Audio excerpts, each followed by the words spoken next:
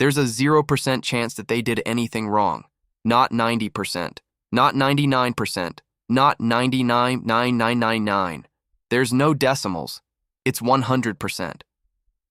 That's a defamation attorney, on camera, representing 3 of Nolan Wells' friends, describing his own certainty about a death that the state of Mississippi has officially listed as undetermined and hasn't yet presented to a grand jury. In the same interview, that same attorney introduces a brand new claim into this case, that 2 unnamed witnesses saw Nolan Wells alive on Horn Island at 10 minutes to 6 in the evening, nearly an hour and a half after his friend's boat left without him. It's a striking combination, absolute certainty about the ending of the story, delivered alongside a brand new, unverified piece of the middle of it. This is Forensic Disconnect, and today we're doing a full breakdown of the most extensive interview yet, given by 3 of the young men who were with Nolan Wells on Horn Island, Warren Hudson, Jax Pitalo, and Morgan Seymour, alongside their newly retained defamation attorney, Edward Paltzik, recorded for the Officer Tatum Show. We're going to walk through what they actually said, what's genuinely new in it, what corroborates reporting we already have, and where their account runs into real documented tension with the rest of the public record. Quick anchor for anyone joining this case for the first time. Nolan Xavier Wells was 18 years old, a first-year wide receiver at Southwest Mississippi Community College from Ocean Springs, Mississippi, close with his mother, Christine Wells Wansley, and his father, Elmore Wansley. On the night of July 3rd, he made his mother dinner, baked salmon, before leaving to spend the night at a friend's house ahead of the holiday weekend. He was just like, "Hey, Mom, I'm about to go, I love you," Christine has said. It was hug, kiss, and he left. On July 4th, he traveled to Horn Island, a remote barrier island roughly 10 miles off the Mississippi coast, with a large group of friends split across multiple boats. The boat he rowed, the Triton, departed the mainland at 9:56 that morning and arrived at the island's western tip at 11:14. According to those friends, Nolan chose to stay behind on the island that afternoon rather than return with the group he'd arrived with. His parents, Christine Wells Wansley and Elmore Wansley, have never accepted that account without serious reservation. His body was recovered from the water near the island's northwestern shore 2 days later by a National Park Service ranger patrolling the shoreline. The state's official autopsy findings remain sealed pending presentation to a Jackson County grand jury. An independent autopsy commissioned by the family listed the cause and manner of death as undetermined. No charges have been filed in connection with his death. Let's start with who's actually speaking in this interview, because it matters for how to weigh what's said. Warren Hudson, Jax Pitalo, and Morgan Seymour are 3 of the young men who traveled to Horn Island with Nolan on the boat known as the Triton. Edward Paltzik is a defamation attorney who, by his own account in the interview, has recently joined the legal team alongside attorney Tyler Cox, specifically to pursue claims against people the 3 young men believe have defamed them online.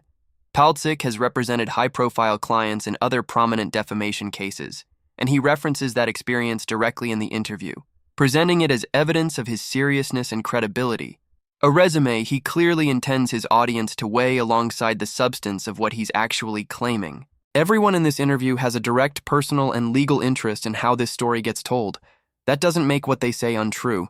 It does mean this is testimony from people actively building a legal case, given on a friendly podcast, not a neutral account.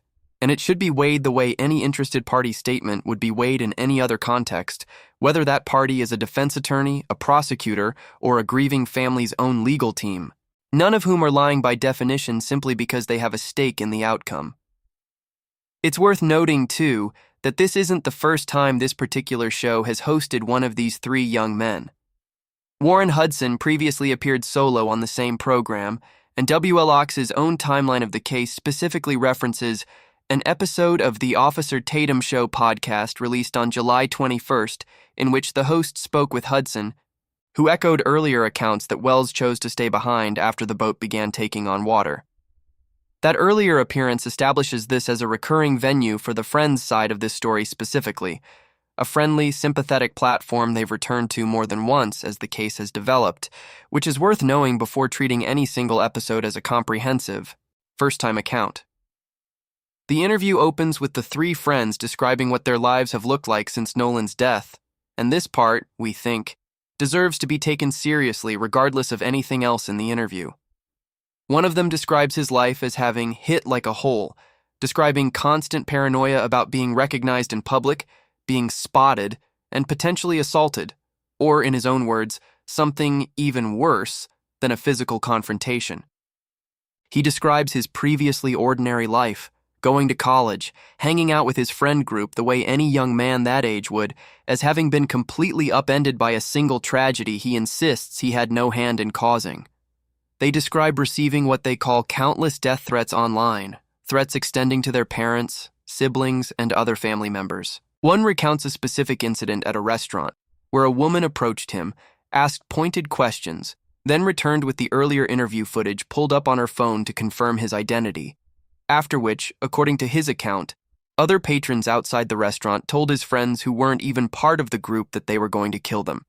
An escalation from a single curious stranger to a group confrontation in the span of a single meal. Morgan Seymour describes a stranger approaching him during the same incident and warning him, unprompted, that he should leave before he got hurt.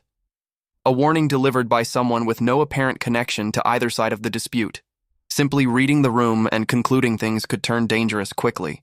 We have no independent way to verify the specifics of this particular restaurant encounter, but it's consistent with the broader, well-documented pattern of threats in this case. 3 separate people, in 3 separate states, have already been criminally charged for making threats against witnesses and officials connected to this investigation, and Judge Ashley Cole, Warren Hudson's mother, has said publicly she deactivated her own social media over similar threats against her family. Whatever else is true or false in this interview, the fear these 3 young men describe experiencing appears to be a real and documented feature of how this case has unfolded, not something invented for the cameras. It's worth sitting with a few more specifics from that section of the interview, because the details matter more than the general summary. One of the 3 describes being unable to go out with his friend group the way he used to, saying his head is always on a swivel, and describes worrying specifically about his younger sibling's safety, not just his own. He describes the strangeness of having to discuss the worst day of his life with near total strangers in public settings, and says he and his friends sometimes need what he calls alone time, just to step away from the constant scrutiny. Another describes a friend of his being turned away from buying a Gatorade and a Red Bull at a convenience store before work, told his money wasn't good there, an account that, if accurate, would represent a level of public ostracization well beyond online comments. None of these specific incidents have been independently confirmed by a news outlet as of this recording. We're relaying them here as claims made on camera by people describing their own experience, not as verified fact, the same standard we'd apply to any other unverified account in this case, regardless of who's telling it or how sympathetic their situation appears. From there, the interview moves into defamation attorney Edward Paltzik laying out his position, and this is where the tone shifts considerably. He describes the 3 young men in near uniformly glowing terms, calling them beautiful people, really decent human beings, and at another point, the finest young men that America has to offer, a level of praise that stands out even by the standards of a friendly, sympathetic interview. He states in the passage we opened with that there is a 0% chance they had anything to do with Nolan's death, a certainty he expresses in explicitly mathematical terms, not 90%, not 99%, not 99.9999, to emphasize there is, in his words, no room for doubt at all. We want to pause on that framing specifically, because it's worth understanding what kind of statement this actually is. A defamation attorney's job, once retained by a client, is to advocate for that client's position as forcefully and persuasively as possible. That's not a criticism of Paltzik. It's a description of what the role requires, and by his own account in the interview, he's taken on cases before specifically because he says he hates lying and cares about the truth, a framing that positions his advocacy as a kind of moral crusade rather than ordinary legal representation. But 100% certainty, 0 decimals, is not a forensic finding. It's not something derived from evidence in the way a hash comparison or a toxicology result would be. It's advocacy, delivered with the tone and cadence of a closing argument on a friendly podcast, months before any grand jury has reviewed the sealed evidence in this case. He also frames the entire dispute in explicitly moral terms, describing anyone who has made false claims about his clients as liars, profiteers, and hustlers, language calibrated to make his clients sound like victims of a deliberate scheme rather than people caught in the middle of a chaotic, fast-moving news story that plenty of ordinary, non-malicious confusion has also fed into. We'd say the same thing about anyone making an equally absolute claim in the opposite direction, that Nolan was definitely murdered, that specific people definitely did it, without evidence to support that level of certainty either. Confidence is not evidence, regardless of which side of a case it's coming from, and neither is calling the other side names, however satisfying that might feel to an audience that already agrees with you. Paltzik goes on to make an argument about the physical geography of Horn Island itself, and this part is worth engaging with on its own terms, because it's a genuinely interesting piece of reasoning, even if it isn't proof of anything on its own and shouldn't be treated as though it were. He describes visiting the island personally, alongside Hudson and Pitalo on August 7th, a visit that was independently confirmed by CNN at the time through its own reporting and a photograph taken during the trip. He describes the island as long, narrow, low, covered in minimal foliage, essentially open and exposed, and packed with what he estimates as thousands of people on July 4th. His argument, built from that description, is that committing a murder undetected in broad daylight on a narrow, treeless, crowded barrier island would have been close to physically impossible. That's a real argument, and the underlying description of Horn Island's geography as a low, exposed, largely unforested barrier island, part of the Gulf Island's national seashore, with no shelter or facilities according to the National Park Service, appears to be accurate. Whether it actually forecloses the possibility of any harm coming to Nolan that day is a different question, one that depends on facts nobody outside investigators currently has, including exactly where various groups were positioned, how crowded the specific stretch of shoreline near Nolan actually was at any given moment, and what happened during the hours when he wasn't confirmed to be within sight of any particular witness.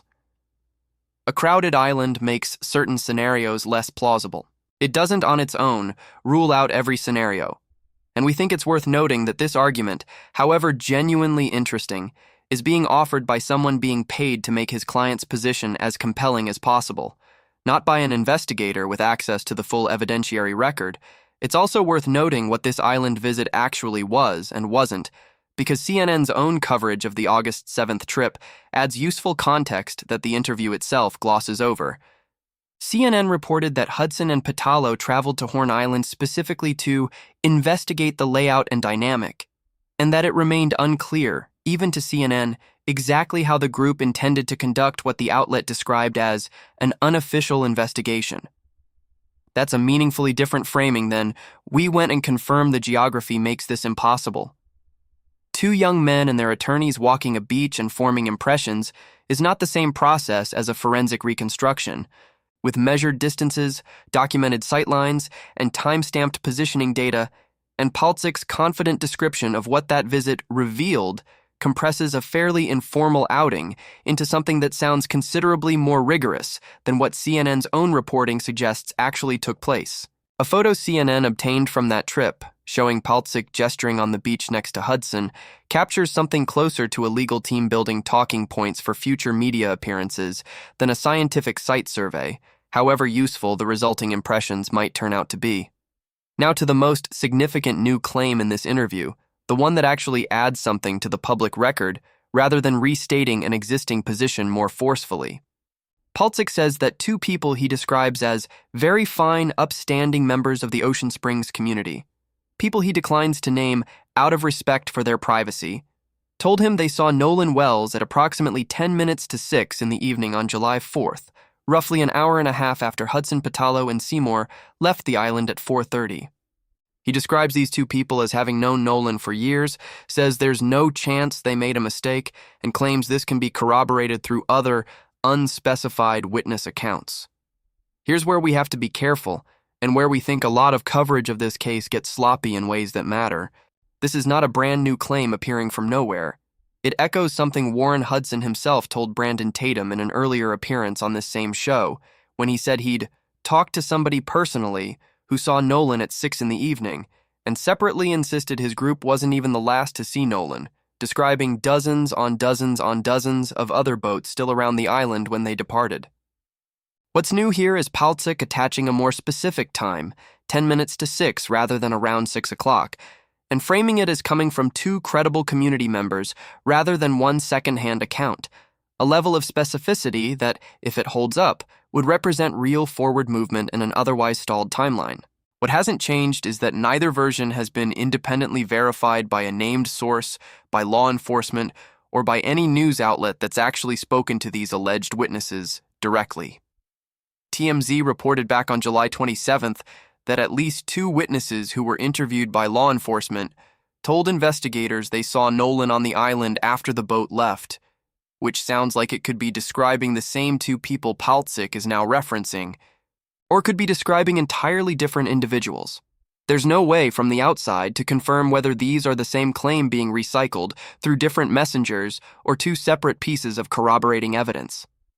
Complicating this further, a separate TMZ report from August 2nd states plainly that no witnesses have, at least publicly, reported seeing him after 4:30 p.m. on July 4th.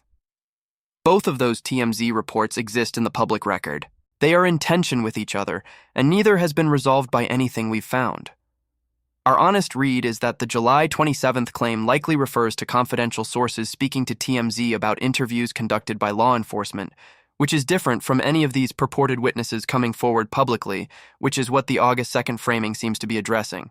But that's an interpretation on our part, not a confirmed reconciliation of the two reports, and we want to be upfront that the public record on this specific point is genuinely muddled right now, not just difficult for us to summarize cleanly for you.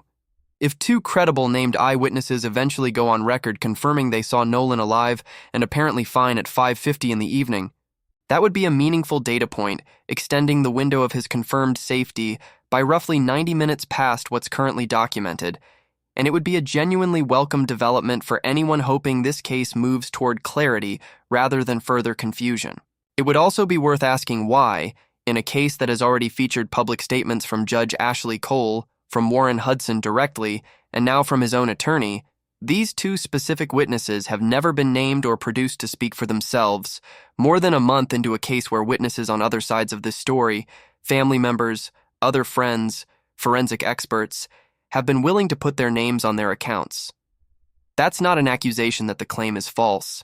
It's an observation that an unnamed, unverified secondhand claim, no matter how many times it's repeated by people with a legal interest in the case, remains exactly that until it's independently corroborated. There's a pattern worth naming here that extends well beyond just this one claim. Nearly every major turn in this case, on every side of it, has arrived through an unnamed source. The enhanced audio came from an unnamed independent audio engineer. The claim that Nolan was seen after the boat left came from unnamed witnesses interviewed by law enforcement, according to TMZ's unnamed sources. The new witnesses Paltzik describes are unnamed out of respect for their privacy. Even some of the threats described in this very interview reference altercations with people who go unnamed. We understand there are often legitimate reasons for anonymity, protecting people from exactly the kind of harassment this case has generated on all sides being a real and serious one.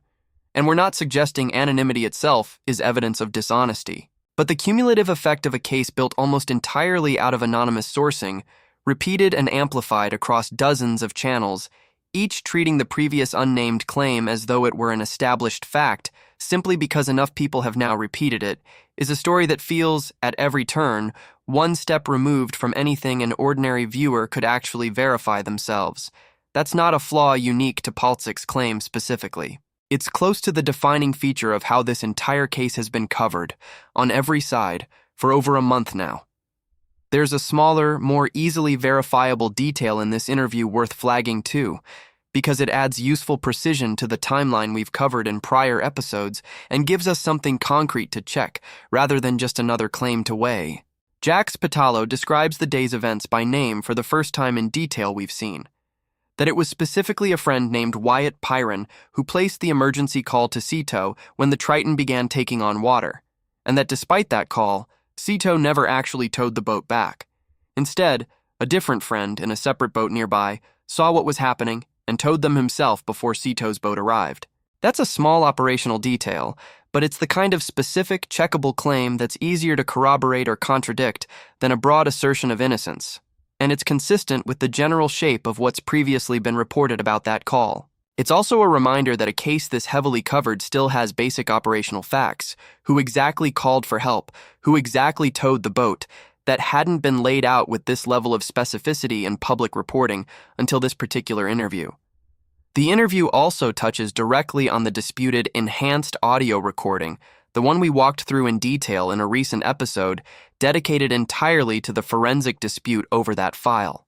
Paltzik makes a specific technical claim here that's worth connecting to what we already know. He says that whoever produced the enhanced version of the CTO call created a transcript manually rather than through what he calls an automated system, and that, in his words, this raises real questions about the transcript's integrity.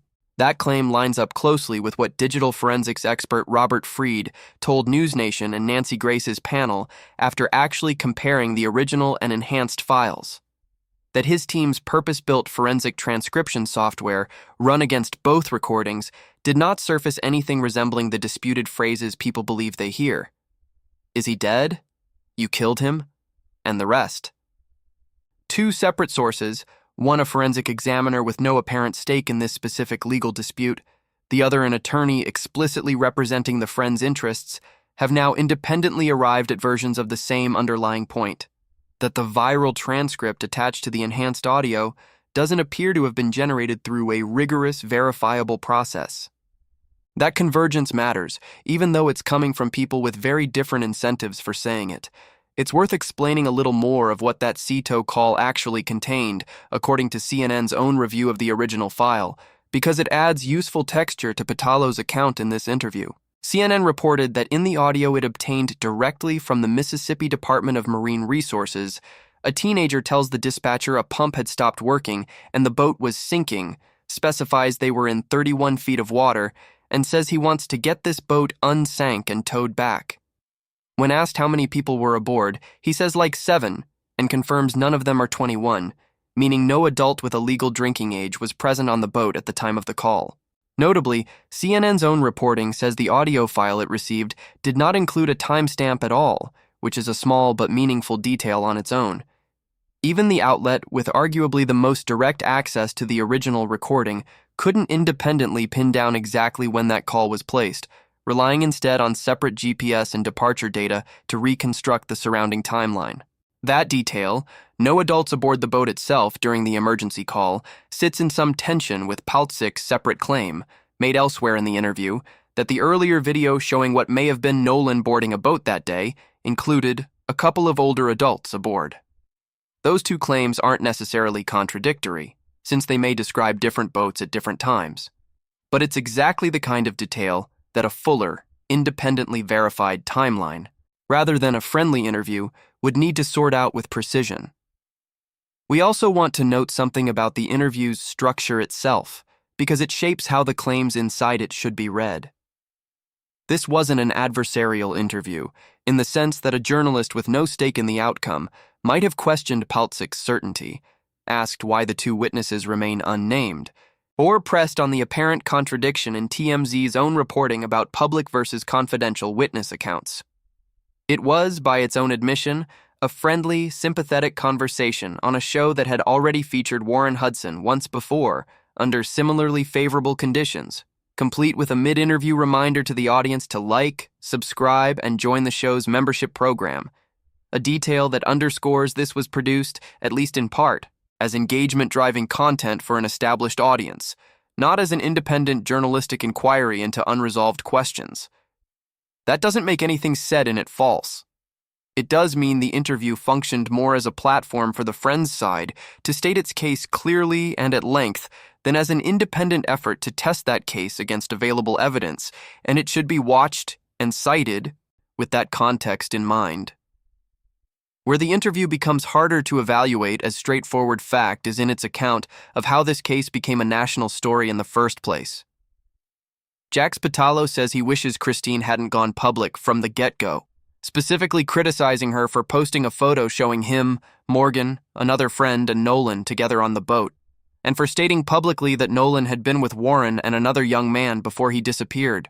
He frames this as the moment the story started to take off, and suggests that without it, much of the subsequent attention, and by implication the threats that followed, might never have happened. We think this deserves a direct, careful response because it's the kind of claim that can sound reasonable on the surface while actually reversing cause and effect. And it's a claim we've heard variations of before in other cases where a victim's family gets blamed for the attention their own search for answers generated. Christine Wells Wansley posted publicly about her missing son the same night he didn't come home, before his body had even been found, using the same tools any parent searching for a missing child would reasonably use, sharing what she knew, asking for help, naming who he'd last been with, because that is, in fact, standard practice in nearly every missing person's case, and because withholding that information would have made it harder, not easier, for anyone with actual information to come forward. Search and rescue organizations and law enforcement agencies alike routinely encourage families of missing persons to share exactly this kind of information publicly and quickly, precisely because tips from strangers are often what breaks a case open in the earliest hours, when they matter most. A grieving mother identifying who her son was last seen with is not equivalent to accusing those people of a crime and treating it as the origin point of the narrative that followed Schiff's responsibility for everything that came after, including threats made by strangers with no connection to Christine at all, onto the person searching for her missing child, rather than onto the people who chose to escalate that search into harassment. We understand why, from inside the experience these three young men describe, the chain of events might feel that way. We don't think it holds up as an actual account of who's responsible for what followed. It's also worth remembering how this specific piece of the story actually unfolded in the public record, rather than through the compressed version offered in this interview.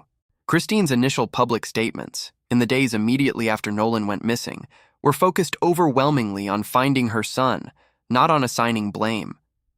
Contemporaneous reporting from that period describes a mother turning to social media, sharing desperate appeals for information about her son's whereabouts, not accusations against specific individuals.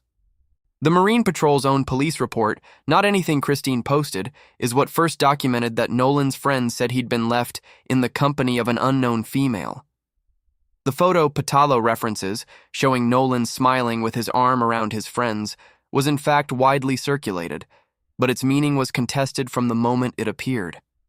Some viewers saw ordinary friendship. Others saw what CNN itself described as a Rorschach test for American race relations, a split reaction that says as much about the people viewing the photo as it does about the photo itself, and considerably more about America's existing racial anxieties than about anything Christine Wells Wansley chose to post. Paltzik makes a related argument that we think is worth engaging with fairly, even though we ultimately don't find it persuasive as stated. He argues that this case represents, in his words, something criminal done to the concept of anti-racism itself, framing the three young men's continued closeness with Nolan, their insistence that they treated him no differently than any other friend, as itself a kind of anti-racist statement that's been unfairly flipped into an accusation of racism. We think this argument conflates two separate things that don't actually contradict each other, even though the interview treats them as though they must stand or fall together. It's entirely possible for three young men to have genuinely loved and treated their friend Nolan with total equality, and for Christine Wells Wansley's family to still have legitimate, historically grounded reasons to want independent scrutiny of how a black teenager's death, surrounded by a largely white peer group in Mississippi, gets investigated. Those two things aren't in tension with each other. A friend group's genuine affection for Nolan doesn't, on its own, answer the separate question of whether investigators moved with appropriate rigor and transparency, and treating scrutiny of the investigation as an attack on the friendship itself is, we think, a rhetorical move that lets a real, structural question about institutional trust get reframed as a personal insult to three specific young men when it was never really about them individually in the first place.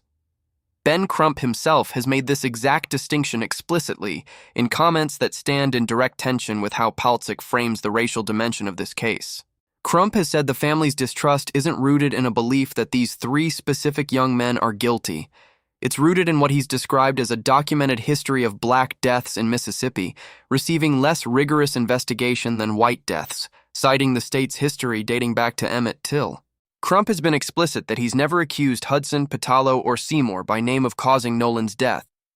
His public statements have focused instead on the pace and transparency of the official investigation itself, a target considerably narrower than these three young men, even though Paltzik's framing in this interview treats the two as functionally interchangeable. That's a claim about institutions and historical patterns, not an accusation against Hudson, Pitalo, and Seymour personally, and collapsing the two, treating any mention of race or institutional distrust as an accusation against these specific three individuals is itself a kind of rhetorical sleight of hand, whether or not it's intentional. A family can distrust the system investigating their son's death without believing every individual who happened to be near him that day is guilty of murder, and a friend group can be genuinely grief-stricken and innocent of wrongdoing, while the broader questions about institutional trust remain entirely legitimate and separate.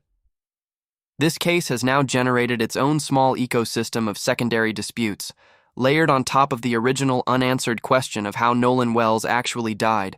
And this interview is really best understood as one more entry in that ecosystem, rather than a resolution to any part of it.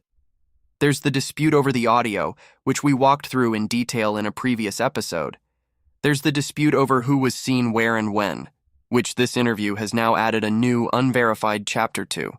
There's the dispute over who's responsible for the story going national, which this interview addresses directly and which we think mischaracterizes how the case actually unfolded.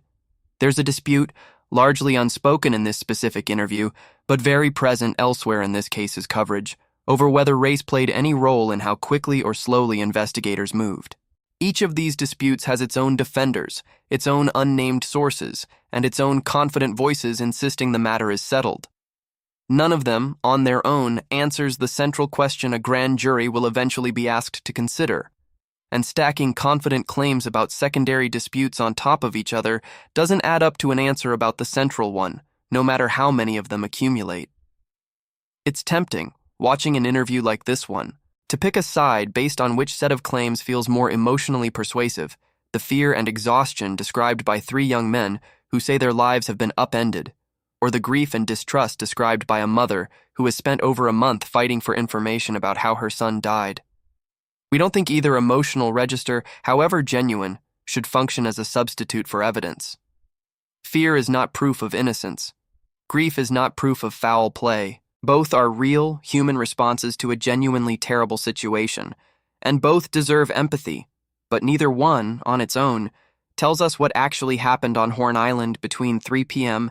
and whenever Nolan Wells's life actually ended, and no amount of sympathy for either side changes what the evidence does or doesn't currently show.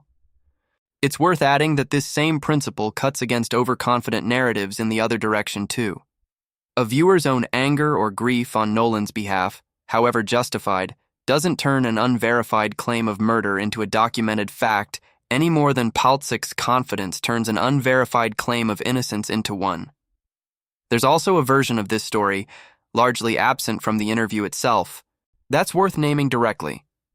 The interview's entire framing assumes a binary between these three young men are completely innocent and these three young men did something wrong, when the sealed state autopsy, the ongoing subpoenas of social media platforms, the still unresolved forensic audio dispute, and the grand jury process itself all exist precisely because that binary hasn't actually been resolved by anyone with the authority or evidence to resolve it.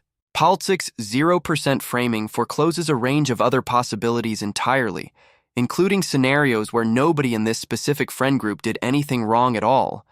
And Nolan's death was a genuine accident that simply hasn't been adequately explained to the public yet, which remains, as of this recording, one of the more straightforward readings of the evidence that has actually been made public, according to at least one outside expert we've covered in a previous episode.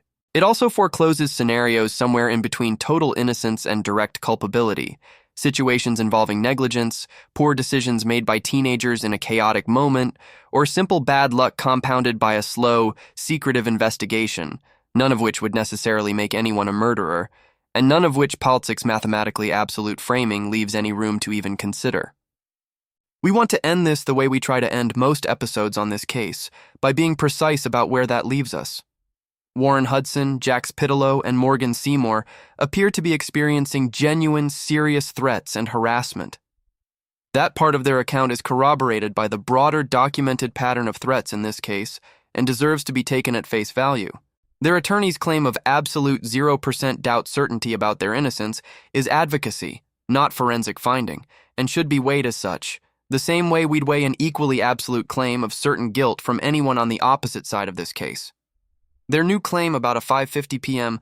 sighting is genuinely significant if it holds up, and genuinely unverified as of this recording, sitting inside a public record that already contains at least one direct contradiction about whether any witnesses have come forward publicly at all. And their critique of how the story became public doesn't, in our reading, hold up as an accurate account of responsibility, even though the fear and exhaustion behind that critique appears to be real. Nolan Wells's cause and manner of death remain officially undetermined. The state's autopsy findings remain sealed pending presentation to a Jackson County grand jury. No charges have been filed against anyone in connection with his death, and no timeline for the grand jury's review has been officially confirmed. If the two witnesses Paltzik referenced come forward publicly, on the record, with names attached, we will treat that claim with the seriousness it would genuinely deserve, and we will update this case the same way we've tried to update every other thread in it, specifically sourced, and without collapsing genuine uncertainty into false confidence in either direction, no matter how many decimal places someone else is willing to attach to their own version of the truth. We'll say one more thing before we close, because it applies to every episode we've made about this case, not just this one. We are not neutral about whether the truth eventually comes out. We hope it does, for Nolan's family more than for anyone else watching this channel. We are neutral about which specific version of events that truth turns out to confirm, because that's the only intellectually honest position available to anyone who wasn't actually on that island, hasn't seen the sealed autopsy, and hasn't heard directly from every witness with something relevant to say. An attorney representing 3 young men has every right to advocate for them as forcefully as he did in this interview. A mother has every right to keep demanding answers as forcefully as she has for over a month now. Our job, as we see it, isn't to decide between them. It's to tell you, as precisely as we can, what's actually been said, what's actually been verified, and how much distance currently sits between those two things. One last note, specifically for anyone watching this who might actually be one of the people this case revolves around, on any side of it.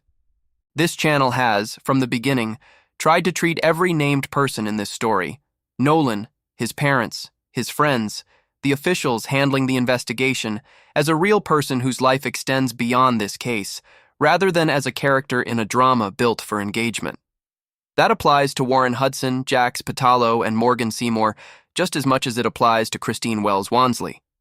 We don't think being skeptical of an attorney's 0% certainty is the same thing as accusing his clients of murder, and we don't think asking who these 2 new witnesses actually are is the same thing as calling anyone a liar. It's the same standard we've tried to hold every single claim in this case to, regardless of who's making it, and we intend to keep holding it until this case has an actual evidence-based ending, whatever that ending turns out to be, however long it takes to arrive. This has been Forensic Disconnect. We unlock the cases that deserve to be remembered.